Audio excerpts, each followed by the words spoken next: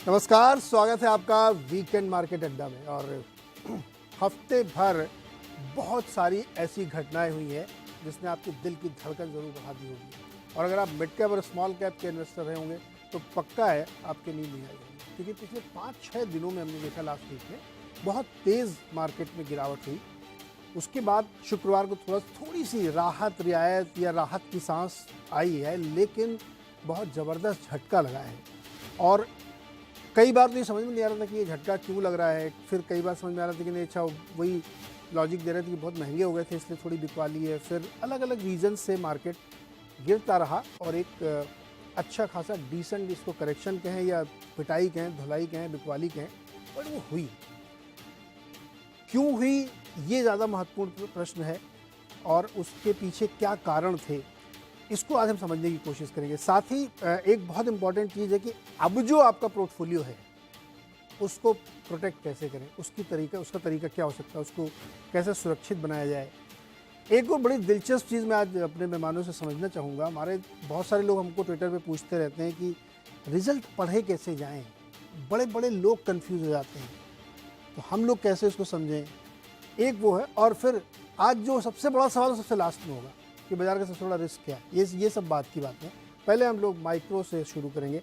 तो आज के हमारे जो 3 मेहमान हैं, मार्केट के महान विद्वान पंडित सुदीप बंदोपाध्याय जी, अभय अग्रवाल जी और अरुण मल्होत्रा जी। आप सबका सर बहुत बहुत स्वागत है। सुदीप सर के पास चलते हैं। पहले सुदीप सर, मार्केट में पिछले हफ्ते क्या हुआ, और इसमें मैं 2-3 जो बहुत संभावित उत्तर, मैं पहले उसको डिस्कार्ड कर दूं कि वैल्यूएशन बहुत महंगे थे इसलिए लोगों ने बेच दिया, और लोगों को लग रहा था कि बहुत अनसर्टेनिटी है इसलिए थोड़ा सा हुआ। इसके अलावा मुझे बताइए कि क्या दरअसल थिंकिंग क्या थी जिन्होंने बेचा। किसी ने तो बेचा ही हुआ, क्या सोच के बेच रहे थे वो लोग? देखिए, बेचे तो दो तरीके के लोग हैं, पार्टिसिपेंट है। एक तो एफआईआई जो विदेशी निवेशक है, उनके लिए तो रीजन साफ है। उनके लिए तो दिख रहा था कि बड़ा जियोपॉलिटिकल टेंशन है। यूएस में बॉन्ड यील्ड बहुत जबरदस्त हुआ है, 5% के आसपास चला गया था, फिर वहां से थोड़ा नीचे आया। बट वो भी रिस्क फ्री यील्ड अगर 5% हो जाता है तो एक बहुत बड़ा इंपॉर्टेंट रिस्क अवर्शन बन जाता है, और जो इमर्जिंग मार्केट के लिए तो बहुत ही खतरनाक होता है। तीसरा, ग्लोबल ऑयल प्राइसेस बहुत तेज हो गए थे। तो ये सारे जो संकेत थे वो बड़ा रिस्क अवर्शन ला रहा था, तो उन्होंने तो बिकवाली करनी ही थी और उन्होंने बिकवाली जम के की। पिछले शायद कल का मैं आंकड़े देख रहे थे, कल एक सिंगल डे में करीबन $1 बिलियन का माल उन्होंने बेचा था, और उसके पहले भी कंटिन्यूअसली बेच रहे थे। तो इनका बेचने का जो जो ऑब्जेक्टिव है या जो रीजन है वो तो साफ है, risk aversion, solid risk aversion. और जो सारे जो ट्रेड्स, जो कैरी ट्रेड बोलते हैं हम, जो जो जो आर्बिट्राज वाले ट्रेड होते हैं, वहां पे जब रिस्क फ्री यील्ड 5% के आसपास जाता है तो वो ट्रेड बिठाना बहुत मुश्किल हो जाता है इमर्जिंग मार्केट्स में। तो बात तो ये है।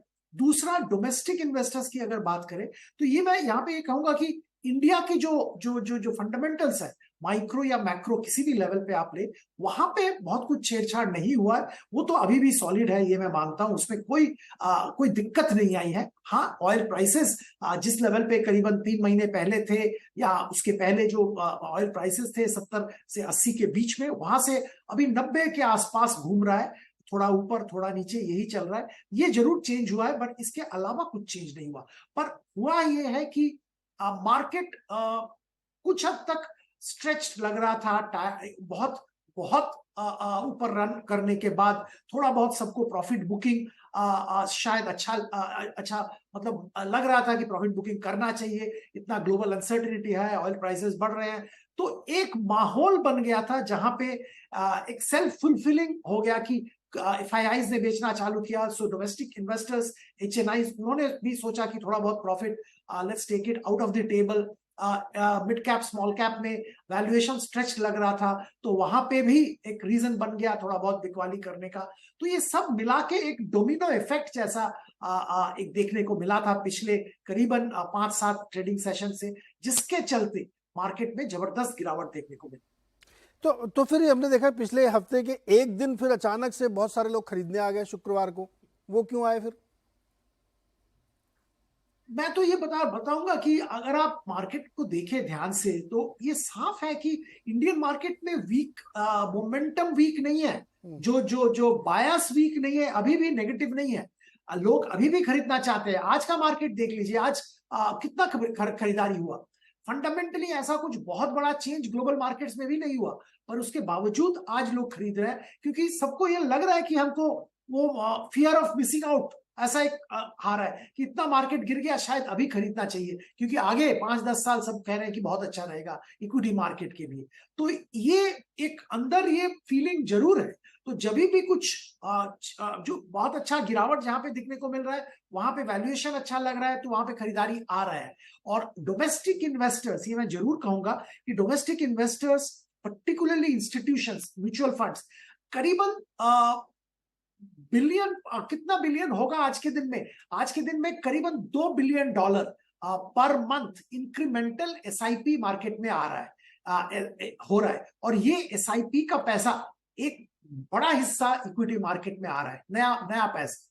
तो एक बहुत अच्छा बेस क्रिएट कर रहा है इंडियन इक्विटी मार्केट के लिए। और यही इंस्टीट्यूशंस, जो रिटेल इंस्टीट्यूशन के जरिए मार्केट में हर गिरावट में आ रहे हैं।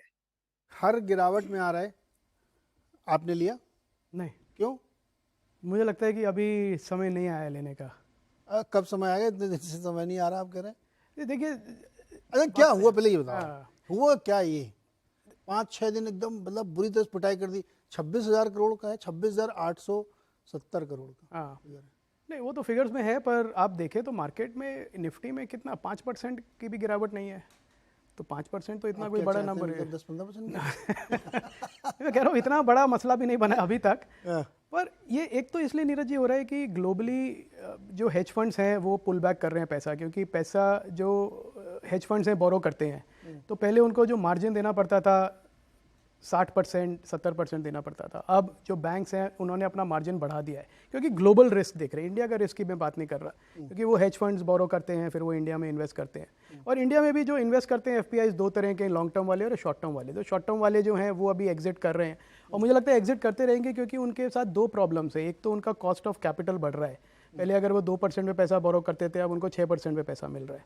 दूसरा, उनको कम पैसा मिल रहा है, क्योंकि पहले अगर 100 रुपये की उनकी पोजीशन है तो उसके सामने उनको 60 रुपये बोरो कर सकते थे। तो अब वो 60-70 रुपये बोरो करते, अब वो नहीं कर पा रहे हैं, अब वो 50-40 रुपये कर पा रहे हैं। तो उनको वो पैसा मार्केट से निकाल के वापस देना अपने लेंडर को, क्योंकि लेंडर कह रहा है कि भाई ये इन्वायरमेंट ऐसा नहीं है जहाँ पे मैं ज़्यादा रिस्क लूँ तुम्हारे साथ, मार्केट रिस्क लूँ।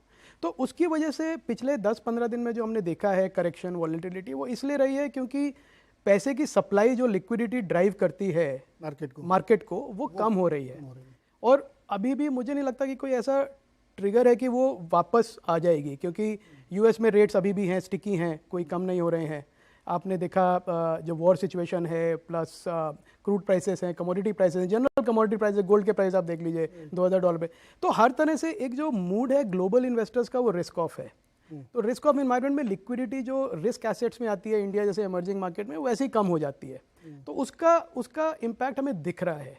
दूसरी तरफ जो सुदीप जी ने कहा कि नहीं, पर हमारे जो लोकल फ्लोज हैं वो स्ट्रॉन्ग हैं, और वो हैं, वो उनकी बात एकदम ठीक है। मुझे नहीं लगता कि वो हिलेंगे। जो $2 बिलियन का एसआईपी है वो हिलेगा ज़्यादा मार्केट वॉलेटिलिटी से, मुझे नहीं लगता। पर क्या वो सफिशिएंट है सपोर्ट कर पाने को? हाँ, कि अगर एफपीआई सेलिंग आपकी, जो हमने देखा 6 महीने एक तरफा पैसा आया अप्रैल से, और वो 1 महीने में जब वो वापस गया थोड़ा, तो उसका हमने इम्पैक्ट देखा। और दूसरी बात, एक तो ये हो रहा है नीरज जी कि पैसा कम आ रहा है मार्केट में। दूसरी एक चीज़ जो हो रही है वो एक सेक्टर रोटेशन हो रहा है। जो लार्ज इन्वेस्टर्स भी हैं, एफपीआई इन्वेस्टर्स भी हैं, जो लॉन्ग टर्म इन्वेस्टर्स की अब मैं बात करता हूँ, अब वो भी अपने पोर्टफोलियोज को डिफेंसिव बना रहे हैं। वो डिफेंसिव बना रहे हैं, वो मिड कैप, स्मॉल कैप, जहाँ लार्ज मिड कैप्स जो हैं, mid caps, large mid caps, उसमें से निकल के प्रॉफिट बुक करके थोड़ा ओरिएंटेशन अपना वो अब लार्ज कैप्स की तरफ ले जा रहे हैं। तो एलोकेशन जो है, और प्रॉब्लम क्या होती है जब एग्जिट कोई करता है बड़ा fund small cap mid cap stock से, तो लिक्विडिटी इतनी होती नहीं है कि वो एग्जिट कर ले कन्वीनियंटली। तो इसलिए तोड़ के एग्जिट, प्राइस तोड़ना पड़ता है। मतलब आपको अगर एक किसी कंपनी में 3% आपकी शेयर होल्डिंग है, आपको मार्केट में बेचनी है, तो आपको ब्रोकर को बोलना पड़ेगा कि भाई तो 10% नीचे तक बेच दे, निकल जाए। तो वही निकलते हैं। वो क्राउडेड एग्जिट होता है स्मॉल कैप मिड कैप में। और स्मॉल कैप मिड कैप में जब इतना बड़ा फॉल लोग देखते हैं, तो काफ़ी जो स्पेकुलेटिव इन्वेस्टर्स होते हैं वो भी बेचने आ जाते हैं डर के। तो उसकी वजह से वो एक बड़ा माहौल बन जाता है। आपने दो बातें बताई, एक आप ये कह रहे हैं कि कॉस्ट ऑफ फंड बढ़ गई है हेज फंड के लिए, मार्जिन अर्जिन ज़्यादा देना पड़ रहा है, तो उनको लगता है कि यहाँ पे बेचना चाहिए क्योंकि रिस्क की पावर टू ऑन, मतलब इमर्जिंग को जोड़ लें तो इसलिए थोड़ा कम करें। दूसरा रीजन है कि पोर्टफोलियो चर्निंग भी लोग कर रहे हैं, इस वजह से बेच के लोग जा रहे हैं और हो सकता है बॉन्ड में लगा रहे हो पैसे, 5% का सेफ इन्वेस्टमेंट वो है, बिल्कुल है। पर मुझे लगता है बॉन्ड में इक्विटी इन्वेस्टर जा रहे हैं, पर जो अगर प्राइसेस वहाँ बढ़े तो इनकी कॉस्ट ऑफ कैपिटल बढ़ रही है। एग्जैक्टली। तो उनको जो रिटर्न देनी पड़ रही है वो ज़्यादा देनी पड़ती है, तो वो नहीं अफोर्ड कर पा रहे हैं, तो वो कह रहे हैं कि अभी हम यहाँ से निकल के और किसी और सस्ते मार्केट में या सस्ते एसेट क्लास में चले जाते हैं यहाँ से। तो ये एक दोनों चीज़ें हो रही हैं साइमल्टेनियसली। पर इसकी वजह से आपने जो मार्केट में करेक्शन देखा वो मिड कैप और स्मॉल में ज़्यादा है, शार्प करेक्शन से। एक एक दिन में बड़े मिड कैप स्मॉल कैप 7-8, 8-8%, 10-10% गिर गए। आज कवर भी हो गए क्योंकि वापस थोड़ी बाइंग आई। इसमें डिबेट